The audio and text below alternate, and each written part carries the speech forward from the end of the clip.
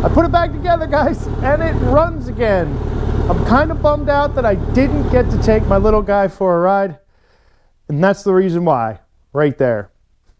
We've got gremlins. They're going to need fixed. It keeps shutting off on me. Starts right back up most of the time, but it keeps shutting off on me, and I'm pulling my hair out. Runs great, though. So all the work we did coming up made this bike run really good. So stay tuned, guys.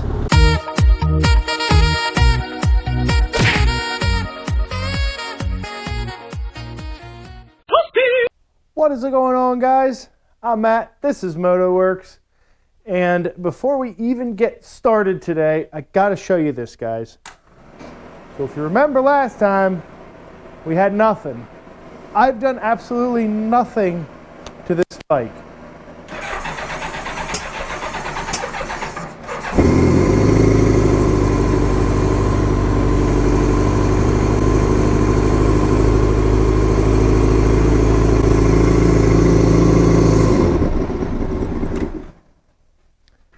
Don't ask me. I literally came out to the garage after I loaded that video up. If you guys follow me on Instagram, Facebook, at Matt's MotoWorks, you would have seen Christine here, which I think that's what we're going to call her, Christine. It's red-ish, and it just has a mind of its own. It started right up. It runs beautifully. I had this thing, I warmed it up. It runs good. It revs up, so I can button this thing back up.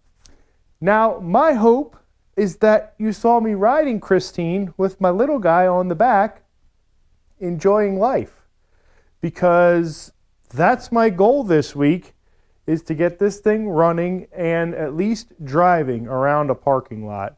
It's going to take a little bit of work to get it 100%, but I at least want to get this thing to the point where I can just take it around and see if it needs anything else, you know. Okay, guys, so here are the parts I got for the bike and the stuff I hope to get installed this week. I got Gates timing belts. There's the part number there, T070. And the beauty of this is it comes with 2 timing belts. So one of the things about these timing belt kits is a lot of times, if you order timing belts from Honda at least, you only get 1 belt per side, and I think there's something like $70 a piece, roughly 70 to 80 bucks a timing belt. This here, Gates quality, it's a good quality belt. I've never had any issues with them, running them on the cars, and I imagine it's going to be the same for the motorcycle. It was only 50 bucks, so $25 a belt there, so that was a huge savings on the Gates belts there. I did get just a high flow air filter. I'm not a big proponent of aftermarket air filters. This thing was like $10. It's an air filter. It's going to do the job it needs to do. It's better than the one that was in there. So got an air filter, and just went and got some K&L brake caliper as well as master cylinder rebuild kits. So we are going to sort the brakes. I'm going to button up the air box, and I'm also going to just throw a set of timing belts in there, along with the new set of tires, which are still sitting over there. And without further ado, let's get started reassembling this bike. Alrighty, guys, so I cannot tell you how pleased I am that I ended up getting timing belts for this bike. I was a little bit hesitant at first to get timing belts for this, but I'm so glad I did, because look here, guys, got the covers off. I'm in here looking at the belts, and look at how much free play there is. I mean, the cam moves. That's how much free play there is. So that could be up to almost several degrees of movement. I mean, it's loose everywhere. This is the tensioner here. This should be holding tension on this belt right now. If you look, I can spin it freely. Now the other side isn't much better as far as tension goes, but the other side at least it has tension on the pulley. I can't spin this, and it actually is tight. Now the slack side has quite a bit of slack in it. So at the very minimum, I would have had to at least retighten these belts, but this is old, and these belts still say Honda on them, so I'm going to go with the fact that they are probably still the original belts for this bike. I'm going to take these off. I mean, this one almost slides off without even loosening this tensioner at all. These bolts are still tight that hold the tensioner on. My goodness, am I glad that I got timing belts for this. Alrighty guys, so I have the timing belts off of this thing, and this one literally just slipped off. I loosened these bolts and removed them.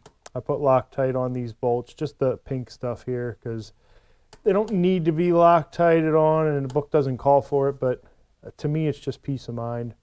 Now before I put the timing belts on, obviously you want to check a few things. I check to make sure that this bearing in here spins freely without any grinding noises, and it completely spins without being held up by anything. It's not sticking, nothing like that.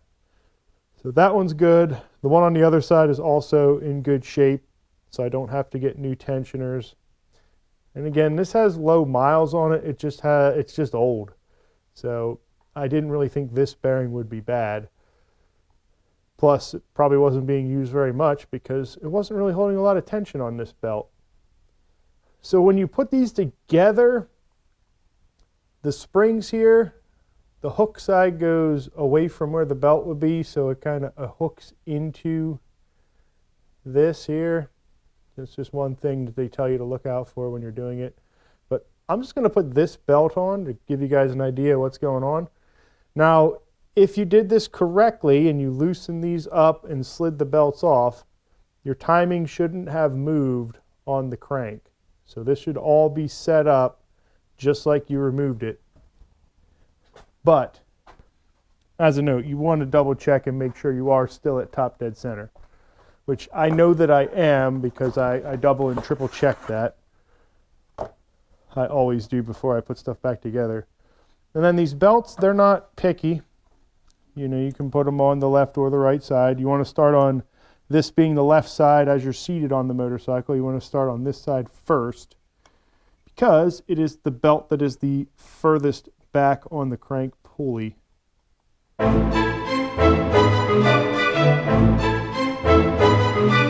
And once that's on the pulley there, bada bing, bada boom, slide it onto the big pulley here. Keep it away from the tensioner from now. And then you want to hold, this side here should always have tension on it. So you want to start at the bottom and then work your way around to the top.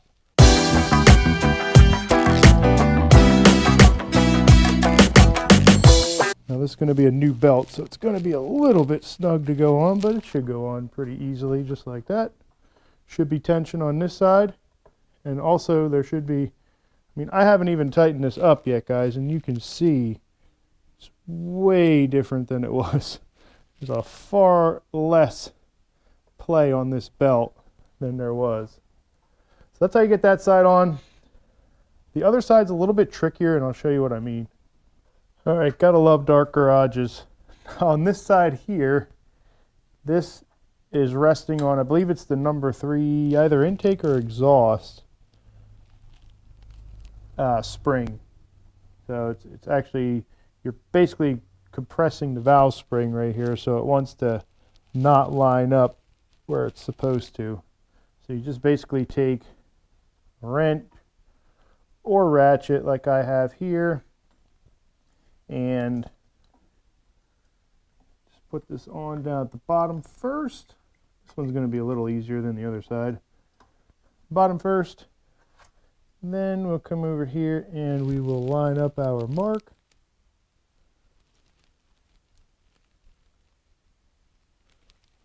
Just like so, with that mark lined up. Belt falls on there like it should. Just want to hold that. Ooh. I'm going to hold that on there. And we will put our belt on. Like that.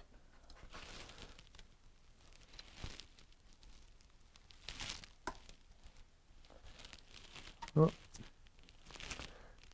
Looks like might be off a little bit on that one. I'm gonna have to recheck that. Okay, a little technical difficulty there. It's okay that this has a little bit of slack here. It's because this cam gear here is trying to spin this way. So the slack it had earlier was probably normal setting at top dead center. I'm going to snug these things up and we'll see if it changes, but I think that that's going to be okay. But like I said, we're going to snug these up the way the book says. Starting on that side, I have to rotate the engine about 30 degrees counterclockwise and then 30 degrees clockwise, and then tighten that tensioner. Then rotate the engine 360 degrees all the way back to top dead center, and then tighten this guy. So much better. Now that I have belt tension properly, you know, it's nice and snug in through here, very tight in through here like it should be, because again, this is the tension side. I can no longer spin this pulley. It's got plenty of tension on it now. And then the other side is a little bit loose, I'm not going to lie. So about as loose as it was before, but again, that's because I didn't realize that when this is up at top dead center, this is opening a valve. So it's actually trying to spin the cam this way, and the belt's limiting that from happening. So that's where that free play comes from in that belt there. So that is normal free play because I tension this properly, and they have a tightening sequence. You basically rotate that counterclockwise 30 to 40 degrees, rotate it back 30, 40 degrees, tighten that tensioner, then rotate it in the direction that it goes. So on this it's clockwise, so rotate it this way 360 degrees, and then tighten up this tensioner because this cam won't be opening any valves 360 degrees from its location here. So that's why that tightening procedure is the way it is. But new timing belts on, huge peace of mind added to the bike. I'm just going to button all this stuff back up, get these covers on, and then I'm going to start to take the brakes apart and get a new front tire mounted on this sucker. Current situation with the brakes, and this is the best way I can show you what's wrong with them. So if I spin the wheel now, spins freely, no issues. I can take my pinky and I can push the wheel, and just very little effort to get that wheel to spin. That's because I have the brake calipers released. And by releasing them, I mean I hit them with a hammer, and now they're released. As soon as I apply the front brakes, however, the brakes stick and the wheel doesn't want to spin anymore. I can't even, with my index finger, push down on the wheel. So, one of two things is going on. Either the pins that these calipers are supposed to slide on, either they're dry, or I have a bunch of dirt and gunk inside the caliper itself. And if that's the case, that means that I'm going to have to pull all the calipers off the front and rebuild that caliper.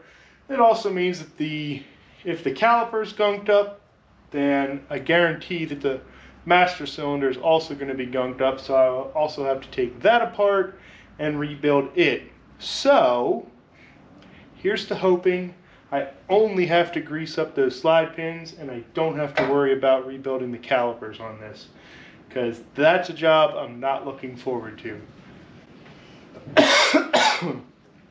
But I am going to release the calipers. There. So that's actually good news because it seems like it's only this side that's sticking. Now I think it's because that's the only brake that the front brake activates is this left one. But it seems like right now that's the only one that's sticking on this. So if I push the rear brake, let me see if I'm right. Yep, the rear brake's also. So more than likely we've got issues with the brakes. And more than likely it's the caliper. So both the front, which looks like, apparently we just discovered this, I just discovered this, the front controls the left side caliper and the rear brake pedal controls the right side caliper. And it looks like both of them get stuck when you apply the brakes. So, happy days. Alrighty guys, so I have the brake caliper off here. This is for the left side, which as we found out is actually the only brake that works when you apply the front brakes. So the left side caliper is off. And one thing I like to do when I take this stuff off is I actually leave a little bit of brake fluid in the master cylinder up there. Now I drain some of it out, but I like to leave a little bit in there. Reason being, when I take the caliper off and I disconnect it from the brake line, I like to see that the fluid from up top drains down through the brake line. That means that my brake line is relatively clear, and that's the reason why I do that is I just want to make sure that this line's clear and I don't have to get a line right away. Now these are old brake lines. They look original. They're not cracked at all because I think this thing was garage kept, but I will probably at some time be upgrading the brake lines. They should be good enough for now. So moving on to the caliper, we are going to be rebuilding this, and this is the reason why here. So if you look at the pistons on that being these right here, these pistons are just dusty and rusty and other words that rhyme with usty, but they are nasty looking, and I'm gonna have to take some Scotch-Brite and really clean these suckers up before I put them back together. Other than that though, the brake fluid looked really good in this. It looked like they did maintain the brake fluid and kept the brakes bled. I think a lot of it is because it had those covers on. These guys here, you know, all that stuff contains dust inside there, and then these guys here that went over the rotor. All this stuff holds that dust in there, and over time it just clogs up the works. And then I think that's mainly why it went bad, that sitting, but yeah, so I removed all that stuff. And now we're going to rebuild the brakes. Okay, so far this has been a nightmare situation. This pin here just was a bugger. It caught a piece of aluminum and then proceeded to fight me coming out for the next, I don't know, half hour, 45 minutes. But I did get the caliper apart. I got the brake pad pins out. Now I'm just pushing these pistons out. Now there's several ways you can do this. You can use air on the back of this, or you could just kind of muscle these out. Now I will be reusing these, so I'm not going to use the muscling option. The air option didn't work. So with the air option to remove it, you have this off the bike, and then you just take compressed air and you put it in where the hydraulic fluid goes. You squeeze the trigger and typically it pops the pistons out. These pistons are extra tight. Now I do know that they work under hydraulic pressure, so that's all I'm going to do. I just rehook the brakes up, bled them temporarily, and I'm just going to pump the brakes up and push those pistons out to a point where then I can use the air pressure to get them all the way. But I'm going to give you a little bit of what that looks like. So I have them bled up. I'm just going to go up and squeeze the brake lever, and that should push my pistons out.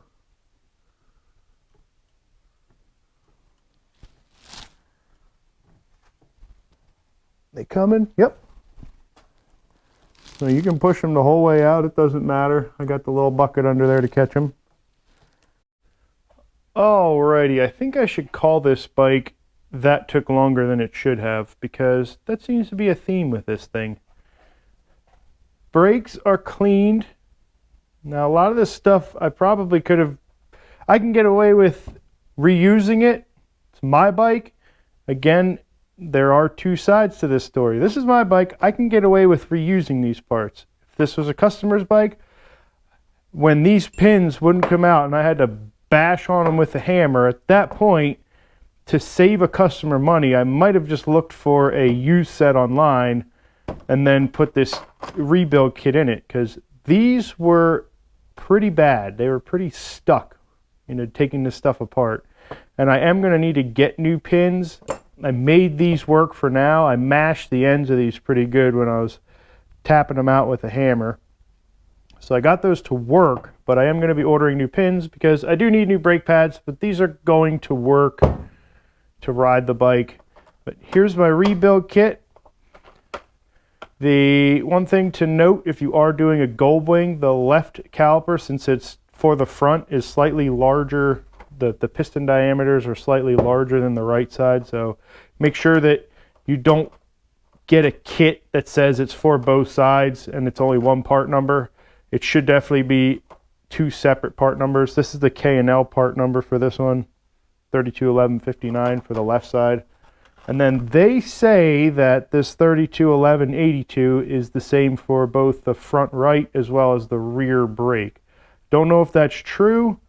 The rear brake is not sticking on this bike, so we're only going to be redoing the front brakes. We're going to flush out the fluid in the rear. But this is kind of like the final piece to the puzzle, guys. Just got to throw these caliper rebuild kits in. A couple of little tips I have for you when you're doing this stuff. Make sure you clean everything really good. Just sand it down, get it nice and clean. Scotch-Brite on these pistons. Don't use an aggressive sandpaper, because what will end up happening is you'll gouge these too far and they won't seal properly inside the bore here. And if that becomes the case, then as soon as you rebuild them, they are going to leak. So you kind of want to leave them, you know, just clean them up. Leave that coating that is on there still on there. And yeah, I just use a real light grit sandpaper and some brake cleaner and a rag just to polish those up. If you find that they have very heavy pitting, put new pistons in. Those are still in okay shape. This part here, which is the slide pin, goes in and out on the caliper here. This was a little bit rough looking. Like I said, if this was a customer's bike, this would definitely be getting replaced. And I might still order one of these when I order these new brake pins and brake pads, but I'm gonna rebuild this stuff. You know, cleanliness is key when you're doing this, so just make sure any debris, dirt, any of that stuff that's inside the caliper, you get all that out before you start to rebuild it. And when I assemble this stuff, I put a little bit of brake fluid on the pistons, a little bit of brake fluid on the O-rings here that seal it, and then the rest of the sliding parts get some brake caliper grease. And that, I've never had any issues doing it that way. So I'm going to throw these together, throw it back on, and see what we got. Alrighty, guys. Now, if you've rebuilt your brakes correctly, it'll look something like this. Spins, stops the bike, spins again. Oh, all the hard work was worth it. Or was it? I don't know yet. I think it would have been easier just to find a used set that worked, but the front brake caliper is rebuilt, working like it should. The good news is I don't have to rebuild the master cylinder. That seems to be working just fine. I do have to bleed up the brakes a little bit more, a little spongy, but that's how the brakes are supposed to work. Spins freely, stops, spins freely again. Now, I got to take the right side off and do the exact same thing, but hopefully that one isn't as big a pain in the butt as this one was. But judging on this bike, I don't think that's going to be the case. Alrighty guys, so got the other side built in record time. Actually, it took me about a half an hour to rebuild the right side caliper. I don't know why. It wasn't like I got experience from the other side. It just came apart. Pins popped right out, securing the brake pads, and the pistons popped right out of the caliper, and everything cleaned up really well. And it went together quick and easy. And here's the rear brake now. So spin it, hit the brake, spin it, hit the brake, spin it. Works. Front brake. So now the brakes are freed up. I think I could put the radiator back on, take this thing out for a ride. It's getting close. I do need to put a rear tire on it, but I might wait just to see how it rides before I put more time and effort into it. The rear brake, if you see, I don't know how far back this sees, but the rear brake, turn it on, it works. So the rear brake, there's no problem there. Now, I don't know if you could see that, but whatever. Rear brake works. Now the front brakes work. And this thing is ever so close to being ridden. So hopefully I get to take it for a ride before the end of this video. Getting excited. So we've reached this familiar spot again. The spot where I have everything back together. And we see if the bike starts. Now, it has already started and run. And I still have my fingers crossed because off camera, I got all this stuff buttoned up. I went to fire it up and it actually didn't start. So I'm giving it a fighting chance. I hooked it up to the battery tender. It's been charging now for the last couple hours. As you can see, it's dark out. So hopefully it starts after this, or else I just have to find the gremlins that are keeping this thing from running.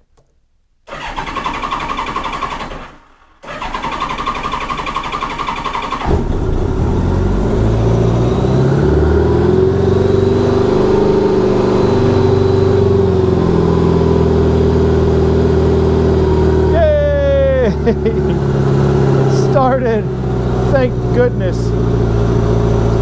I think it's possible that I have either a battery problem or the ignition control unit is giving me problems. I'm not quite sure which it is, but maybe it'll do it. It'll run great like this, and then all of a sudden it'll shut off and it won't start. So I definitely have some type of an ignition gremlin going on for sure. But when the bike runs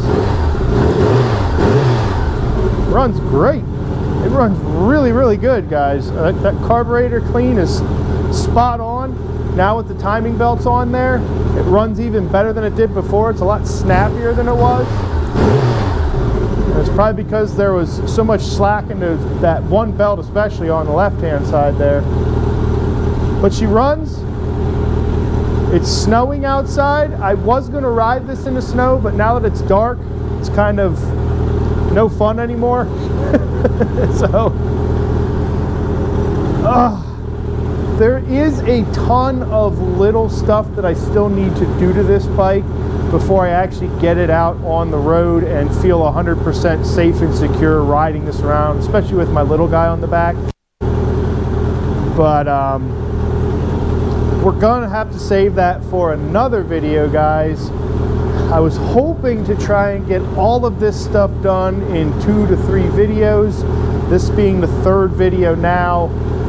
So hopefully the next video is the final video in this series, because I do have a ton of other bikes that I want to get fixed up, and ultimately we'll discuss if it was worth it at the end. So far, I am running a pretty high bill on this one here. I don't know the exact figures, but in the next upload, after we get done with all just the little odds and ends, stuff like with the brake, there are issues that I'm going to go over with that, and then just putting this bike back together to get it 100% and ready for a vehicle inspection. There's just going to be stuff that's required for that. But like I said, guys, it does run. It sounds amazing. gonna have to adjust the, oh, see? Went to adjust the idle and it shut off. This is what it's been doing, so. So I definitely think there is some sort of gremlin going on with the ignition system. But maybe I'll do that in the next upload. I was gonna do it in this upload, but it started, it ran, and now it starts and runs. So, I don't know, guys. Might just need to run. That might be the biggest issue with this, is I just have to run it. Get this thing idling nice.